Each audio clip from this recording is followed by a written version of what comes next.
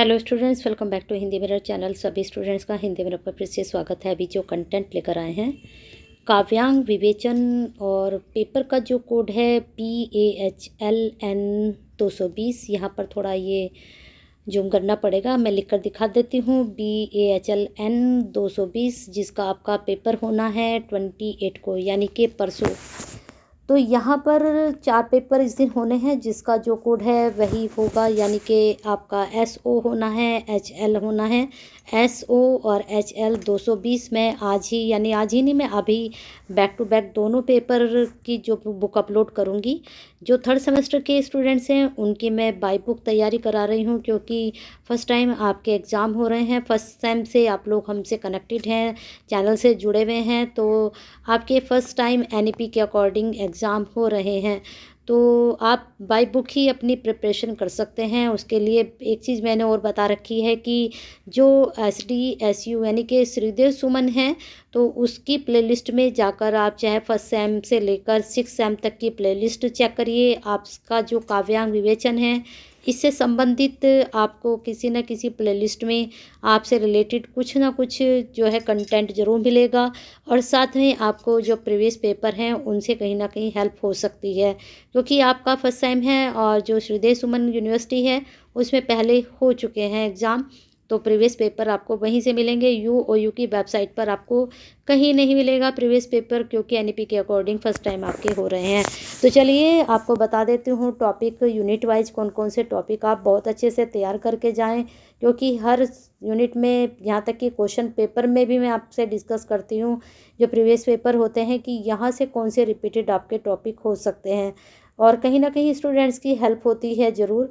काफ़ी स्टूडेंट्स पहले मैसेज करते थे कि मैडम जो आपने बताया था आया था, इतने % आया था, काफ़ी हेल्प हुई है, लेकिन अब किसी स्टूडेंट्स का मैसेज बहुत ही कम आने लगे हैं। तो लाइक करने के साथ साथ, शेयर करने के साथ साथ आप जो है कमेंट भी ज़रूर किया कीजिए कि आपका पेपर कैसा हुआ है और कितनी हेल्पफुल वीडियो रही है जो आपको हिंदी मिरर की तरफ से आपको प्रोवाइड कराई गई हैं।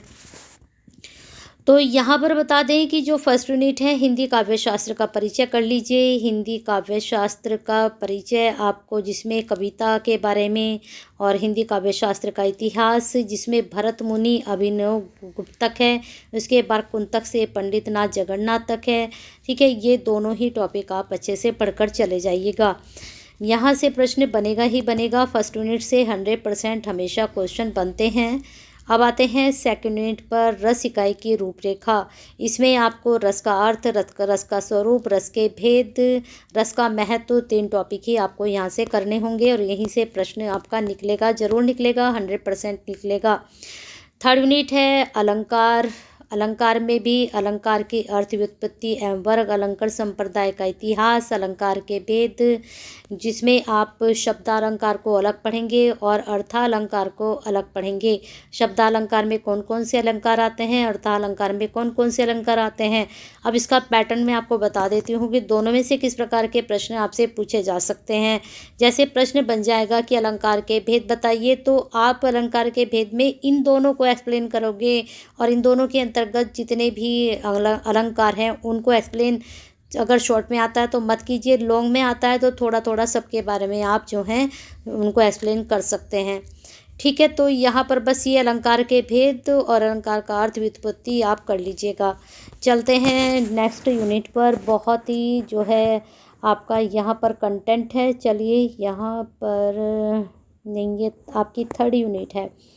फोर्थ यूनिट में देख लेते हैं क्या है, क्योंकि इसका सिलेबस हमने डिस्कस नहीं किया है, और बुक के शुरुआत में भी कोई कंटेक्ट यहाँ पर इंडेक्स भी नहीं दिया गया था। फोर्थ यूनिट में है छंद की इकाई की रूपरेखा। यहाँ पर भी छंद का अर्थ और छंद के भेद, मुक्तक, जिसमें आपके वार्णिक छंद आते हैं, मात्रिक छंद आते हैं, तो वही मैं बता रही हूँ। जैसे मैंने ऊपर बताया कि जो भेद है उसमें मात्रिक छंद, वार्णिक छंद, तो उनके जो अंदर छंद आते हैं उनको आपको पढ़ना है, और उनके बारे में अगर लॉन्ग आता है तो एक्सप्लेन कीजिए, अदरवाइज उनके सिर्फ नाम लिखकर आप छोड़ दीजिए शॉर्ट में। अगर आप करना चाहें, आपकी स्पीड अच्छी है, तो आप शॉर्ट में भी एक्सप्लेन कर सकते हैं, लेकिन अगर आप सिर्फ नाम भी लिखते हैं तो कहीं ना कहीं आपको नंबर अच्छे मिल जाएंगे। फिर आता है नायक भेद परिचय इकाई की रूपरेखा। यहाँ पर देखना है क्या क्या प्रश्न आपके बन सकते हैं। नायक के बारे में पढ़ लीजिए और नायक के क्या भेद हैं। बहुत अच्छी ये यूनिट है और ये जो है कहीं ना कहीं बहुत मतलब पढ़ने में भी इसको आनंद आता है। नायक वाला जो ये यूनिट है आपकी, जब आप पढ़ेंगे तो नायिका नायक के भेद दोनों के पूछे जाते हैं हमेशा, लेकिन आपके सिलेबस में सिर्फ नायक के हैं। काव्य हेतु क्या है, इसका अर्थ और भेद। काव्य हेतु में प्रतिभा है, प्रतिभा व्युत्पत्ति एवं अभ्यास है। काव्य हेतु के कुछ अन्य प्रश्न तो आप मत कीजिए, लेकिन व्युत्पत्ति अभ्यास क्या है इसकी डेफिनेशन किसने बताया, व्युत्पत्ति के बारे में, अभ्यास के बारे में किसने बताया। ठीक है, यहाँ पर आप इसको तैयार कर सकते हो और काव्य हेतु क्या है उसके बारे में आप पढ़ सकते हो। 8वीं यूनिट पर हम आ चुके हैं, काव्य प्रयोजन। काफ़ी स्टूडेंट्स बोलते हैं कि मैडम आप तो सारी बुक करा देते हो, लेकिन सारी बुक में मैं जो इम्पोर्टेंट, अब जैसे आपके 8 टॉपिक हैं, 8 में से कोई से ही मैं 4 बताती हूँ, तो वो 4 जो बताती हूँ वहाँ पर मैं बिल्कुल 100% श्योर रहती हूँ कि ये पूछे ही जाएंगे। इन 8 को मैं डिस्कस करती ही नहीं हूँ, तो सारी बुक इसलिए बताती हूँ, आधा तो वैसे ही हो जाता है ना वो। तो यहाँ पर बता देते हैं, ये काव्य प्रयोजन का अर्थ है हमें इतिहास, और यहाँ पर रीतिकालीन काव्यों का काव्य प्रयोजन क्या रहा है और आधुनिक साहित्य का काव्य प्रयोजन। बस 3 टॉपिक आप कर लीजिए, इन दोनों में से एक आपसे ज़रूर पूछा जाएगा, तो दोनों तैयार करके जाइए। अब ये तो बिल्कुल 100% नहीं कह सकते हैं ना दोनों में से कौन सा पूछा जाए, लेकिन पूछा ज़रूर जाएगा, चाहे वो रीतिकाल का पूछे चाहे आपसे वो आधुनिक काल का पूछे। अब आते हैं काव्य गुण पर। काव्य गुण में आपको वामन रीतिकालीन का ये आप कर लीजिए, रीतिकालीन काव्य का गुण विवेचन और काव्य गुण के भेद और स्वरूप और इतिहास आप कर लीजिए। ठीक है, वामन को आप गो थ्रू कर सकते हैं, प्रश्न वामन से भी आपका बन सकता है, सिर्फ गो थ्रू कर लीजिएगा कि क्या उन्होंने बताया उसके बारे में ना।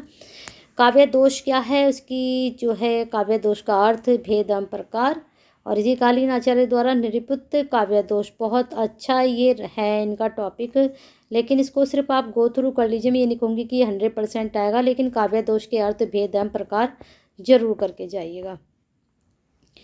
तो 10 यूनिट आपकी हो चुकी हैं। अब देख लेते हैं लास्ट में कितनी यूनिट है, क्योंकि इसमें कोई इंडेक्स नहीं था कि कितनी यूनिट है, अभी हमें भी नहीं पता। 11वीं यूनिट पर हम आ चुके हैं। इसमें है शब्द शक्ति, बहुत ईजी है ये, बहुत इजी। शब्द शक्ति पढ़ने में हमें टिपिकल लगता है, लेकिन बहुत इजी रहता है। अभिधा शक्ति, लक्षणा शक्ति, व्यंजना, आप ये 3 भी अगर पढ़ के जाते हैं तो डेफिनेटली आप अच्छे से अटैम्प्ट कर लेंगे। ये भी अगर आप गो थ्रू कर ले तो अच्छी बात है, नहीं कर पाते तो 3 शक्ति को भी आप अगर वर्णन करते हैं तो आपके प्रश्न बन जाएंगे, आंसर अच्छे से बन जाएंगे। बाकी बस परिचय ही पढ़ लीजिए, वहीं आपको सब कुछ मिल जाएगा। जब आप उसको लिखेंगे तो सभी कुछ वहीं पर एक्सप्लेन कर सकते हैं। अब आते हैं बिंब, प्रतीक, मिथक क्या है, तो ये भी बहुत इम्पोर्टेंट है। बिंब का परिचय, प्रतीक परिचय, मिथक क्या है। ठीक है, बिंब, इनकी डेफिनेशन जरूर कर लीजिएगा, इनके अर्थ जरूर कर लीजिएगा। इनमें से शॉर्ट में क्वेश्चन आपका पूछा जाएगा। मुझे लगता है बस इतनी ही यूनिट है, 12 या हैं अभी और आगे नहीं है। चलिए बने रहिए हिंदी मीडियम के साथ, लाइक और शेयर कर दीजिए, क्योंकि आपका एक शेयर कहीं ना कहीं दूसरे स्टूडेंट्स की हेल्प करता है। अगर अभी तक हिंदी मीडियम से कनेक्ट नहीं हुए, सब्सक्राइब भी जरूर कर लीजिए, और लाइक तो बनता है, ठोक दीजिए फटाफट एक लाइक शेयर के साथ।